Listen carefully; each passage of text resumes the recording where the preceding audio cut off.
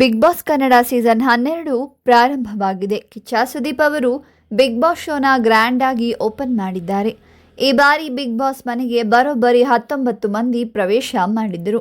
ಆದರೆ ಈ ಬಾರಿ ಸುದೀಪ್ ಅವರು ಸ್ಪರ್ಧಿಗಳ ಮನೆಯ ಒಳಗೆ ಹೋಗುವ ಮುಂಚೆನೇ ಅವರಿಂದ ಗೇಮ್ ಒಂದನ್ನು ಆಡಿಸಿದರು. ಇದರಿಂದಾನೇ ಒಬ್ಬರೇ ಮನೆಯ ಒಳಗೆ ಹೋಗಲು ಸ್ಪರ್ಧಿಗಳು ಅನಿವಾರ್ಯವಾಗಿ ಜಂಟಿಯಾಗಬೇಕಾಯಿತು. 6 ಜನರು ಒಂಟಿಯಾಗಿ ಹೋದರೆ ಉಳಿದವರು ಜಂಟಿಯಾಗಿ ಒಳಗೆ ಬಂದರು. ಮೊದಲ ದಿನವೇ ಹೈಡ್ರಾಮಾ ನಡೆದು ಬಂದ ದಿನವೇ ರಕ್ಷಿತಾ ಶೆಟ್ಟಿ ಬಿಗ್ ಬಾಸ್ ಮನೆಯಿಂದ ಎಲಿಮಿನೇಟ್ ಆದರು. ಹಲವು ದಿನಗಳಿಂದ ಇದ್ದ ಬಿಗ್ ಬಾಸ್ ಮೇಲಿನ ಹೈಪ್ ತುಂಬಾನೇ ಜಾಸ್ತಿ ಆಯಿತು. ಯಾವ ಸ್ಪರ್ಧಿಗಳು ಬರ್ತಾರೆ, ಯಾರು ಬರಲ್ಲ ಅನ್ನೋ ಪೈಕಿ ಕೆಲವರ ಹೆಸರುಗಳು ಮೊದಲೇ ಗೊತ್ತಿತ್ತು. ಇನ್ನು ಕೆಲವರ ಎಂಟ್ರಿ ಶಾಕಿಂಗ್ ಆಗಿತ್ತು ಅಂತ ಅನಿಸಿದೆ. ಇನ್ನು ಈ ಬಾರಿಯ ಬಿಗ್ ಬಾಸ್ಗೆ ಕನ್ನಡ ಕಿರುತೆರೆಯ ಫೇಮಸ್ ಸೀರಿಯಲ್ನ ಮುದ್ದುಲಕ್ಷ್ಮಿ ಧಾರಾವಾಹಿ ನಟಿ ಅಶ್ವಿನಿ ಕೂಡ ಬಂದಿದ್ದಾರೆ. ಮುದ್ದುಲಕ್ಷ್ಮಿ ಸೀರಿಯಲ್ನ ಹೀರೋ ಮತ್ತು ಹೀರೋಯಿನ್ ಇಬ್ಬರೂ ಕೂಡ ಶೋಗೆ ಬಂದಿದ್ದಾರೆ.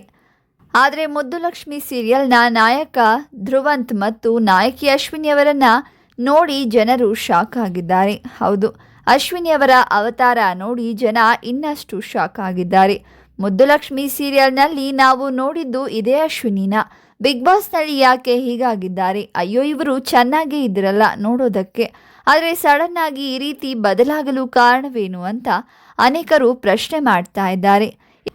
ಇವರು ಈಗ ಚೂರು ಚೆನ್ನಾಗಿ ಕಾಣ್ತಾ ಇಲ್ಲ, ಮೊದಲೇ ತುಂಬ ಚೆನ್ನಾಗಿ ಕ್ಯೂಟ್ ಆಗಿ ಕಾಣ್ತಾ ಇದ್ದರು. ಅಷ್ಟಕ್ಕೂ ಅಶ್ವಿನಿಯವರಿಗೆ ಆಗಿದ್ದಾದರೂ ಏನು? ಈ ರೀತಿ ಬದಲಾಗಲು ಕಾರಣವೇನು? ಅವರ ಲೈಫಲ್ಲಿ ಅಷ್ಟಕ್ಕೂ ನಡೆದಿದ್ದಾದರೂ ಏನು? ಅಷ್ಟು ಚೆನ್ನಾಗಿದ್ದಾರೆ, ಯಾಕೆ ಈ ರೀತಿ ಅವರ ಸೌಂದರ್ಯವನ್ನು ಹಾಳು ಮಾಡಿಕೊಂಡರು ಅಂತ ಇದೆಲ್ಲ ವಿಚಾರವನ್ನು ಈ ವಿಡಿಯೋದಲ್ಲಿ ಸಂಪೂರ್ಣವಾಗಿ ತಿಳಿಸಿಕೊಡ್ತೀವಿ. ವಿಡಿಯೋವನ್ನು ಪೂರ್ತಿಯಾಗಿ ನೋಡಿ. ಅದಕ್ಕೂ ಮುನ್ನ ನೀವು ಕೂಡ ಬಿಗ್ ಬಾಸ್ ಮತ್ತು ಕಿಚ್ಚ ಸುದೀಪ್ ಅಭಿಮಾನಿಯಾಗಿದ್ದರೆ ಈ ವಿಡಿಯೋಗೊಂದು ಲೈಕ್ ಮಾಡಿ, ಹಾಗೆ ನಮ್ಮ ಚಾನಲನ್ನು ಸಬ್ಸ್ಕ್ರೈಬ್ ಮಾಡಿ. ಜನಪ್ರಿಯ ಸೀರಿಯಲ್ ಮುದ್ದುಲಕ್ಷ್ಮಿ ಸೀರಿಯಲ್ ನಾಯಕಿ ಅಶ್ವಿನಿ ಕನ್ನಡದ ಕೆಲವೊಂದು ರಿಯಾಲಿಟಿ ಶೋಗಳಲ್ಲಿ ಮತ್ತು ಒಂದೆರಡು ಸೀರಿಯಲ್ಗಳಲ್ಲಿ ನಟಿಸಿದ್ದಾರೆ. ಅದರಲ್ಲಿ ಮುದ್ದುಲಕ್ಷ್ಮಿ ಸೀರಿಯಲ್ನಿಂದ ಇವರಿಗೆ ತುಂಬಾ ಫೇಮಸ್ ಬಂತು.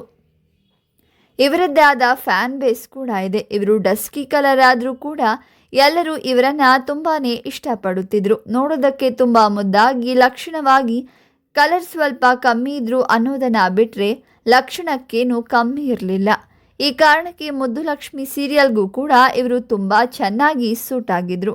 ಅದು ಮುಗಿದ ನಂತರ ಇವರು ಯಾವುದೇ ಸೀರಿಯಲ್ ಮಾಡಿರಲಿಲ್ಲ. ಉದಯ ಟಿವಿಯಲ್ಲಿ ಒಂದು ಸೀರಿಯಲ್ ಮಾಡಿದ್ರು ಕೂಡ ಅದು ಅಂಥ ಫೇಮಸ್ ಆಗಿರಲಿಲ್ಲ.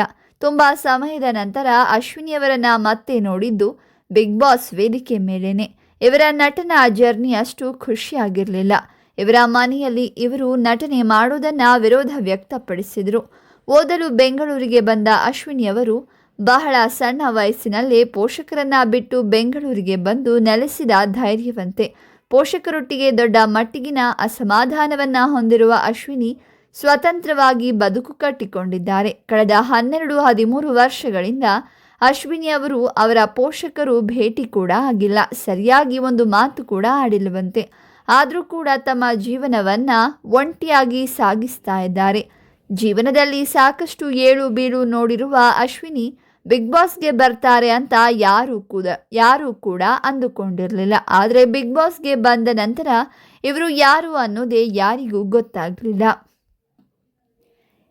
ಯಾರು, ಇವರನ್ನ ಎಲ್ಲೋ ನೋಡಿದ್ದೀವಲ್ಲ ಅಂತ ಕೆಲವರು ಅಂದುಕೊಳ್ತಾ ಇದ್ದರೆ, ಯಾವಾಗ ಬಿಗ್ ಬಾಸ್ ವೇದಿಕೆ ಮೇಲೆ ಅಶ್ವಿನಿ ಅವರ ವಿಟಿ ತೋರಿಸಲಾಯಿತೋ ಆಗ ಜನರು ಇವರು ಮುದ್ದುಲಕ್ಷ್ಮಿ ಅಶ್ವಿನಿನ, ಮೊದಲೇ ಬೇರೆ ಥರ ಇದ್ದರೂ ಈಗ ಬೇರೆ ರೀತಿ ಕಾಣಿಸ್ತಾ ಇದ್ದಾರೆ ಅಂತ ಅಂದುಕೊಂಡಿದ್ರು.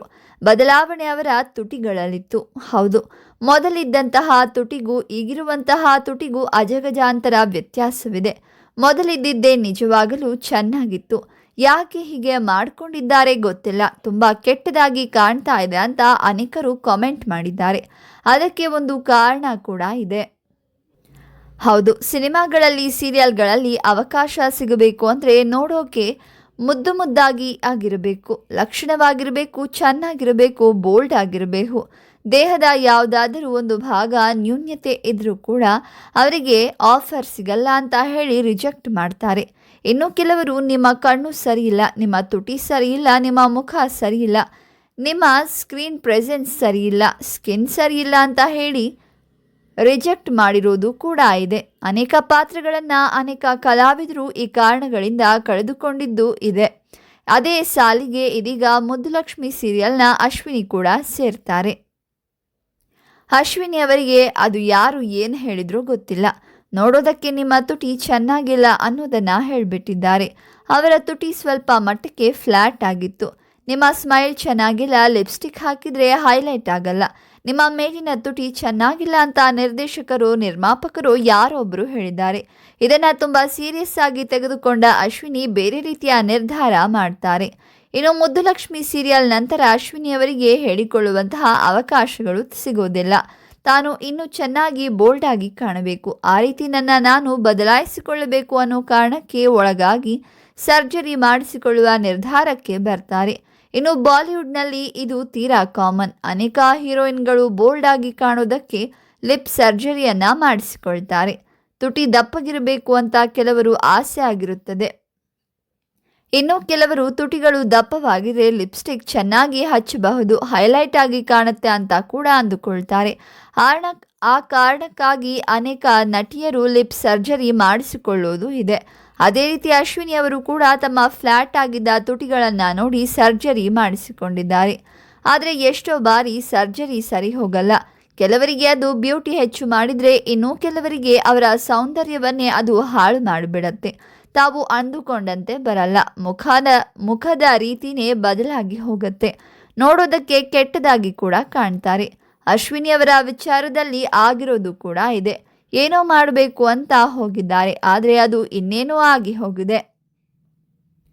ಅವರ ತುಟಿಗಳನ್ನು ಸ್ವಲ್ಪ ಚೇಂಜ್ ಮಾಡಿಸಿಕೊಳ್ಳೋಕೆ ಹೋಗಿ ಮುಖವನ್ನೇ ಹಾಳು ಮಾಡಿಕೊಂಡಿದ್ದಾರೆ. ಇದಾದ ನಂತರ ಅವರು ಯಾವುದೇ ಸೀರಿಯಲ್ ಆಗಲಿ ಸೋಷಿಯಲ್ ಮೀಡಿಯಾದಲ್ಲಾಗಲಿ ಎಲ್ಲೂ ಕಾಣಿಸಿಕೊಂಡಿಲ್ಲ, ಫೋಟೋ ಶೇರ್ ಮಾಡಿಲ್ಲ. ಆದರೆ ಬಿಗ್ ಬಾಸ್ 3 ತಿಂಗಳು ನಡೆಯುತ್ತೆ, ಅಲ್ಲಿ ಪ್ರತಿದಿನ ಅವರನ್ನು ಈ ರೀತಿಯಾಗಿ ವಿತೌಟ್ ಮೇಕಪ್ ನೋಡಬೇಕು, ಹೇಗಿದ್ದಾರೆ ಹಾಗೇನೆ ಜನ ನೋಡೋದ್ರಿಂದ ಜನರು ಕೂಡ ಅವರನ್ನ ಒಪ್ಪಿಕೊಳ್ಳಬಹುದು ಅನ್ನುವ ಒಂದು ನಂಬಿಕೆಯಿಂದ ಅಶ್ವಿನಿ ಅವರು ಈ ಬಾರಿಯ ಬಿಗ್ ಬಾಸ್ಗೆ ಬರಲು ಗಟ್ಟಿ ನಿರ್ಧಾರ ಮಾಡಿ ದಿಟ್ಟ ಹೆಜ್ಜೆ ಇಟ್ಟು ಮತ್ತೆ ತೆರೆ ಮೇಲೆ ಬಂದಿದ್ದಾರೆ. ಇನ್ನು ಈ ಬಗ್ಗೆ ನೀವೇನು ಹೇಳ್ತೀರಾ? ನಿಮ್ಮ ಅನಿಸಿಕೆಗಳನ್ನು ಕಮೆಂಟ್ ಮಾಡಿ, ಹಾಗೆ ಈ ವಿಡಿಯೋವನ್ನು ಲೈಕ್ ಮಾಡಿ, ಶೇರ್ ಮಾಡಿ ಮತ್ತು ಬಿಗ್ ಬಾಸ್ ಡೈಲಿ ಅಪ್ಡೇಟ್ಸ್ಗಾಗಿ ನಮ್ಮ ಚಾನಲನ್ನು ಸಬ್ಸ್ಕ್ರೈಬ್ ಮಾಡಿ.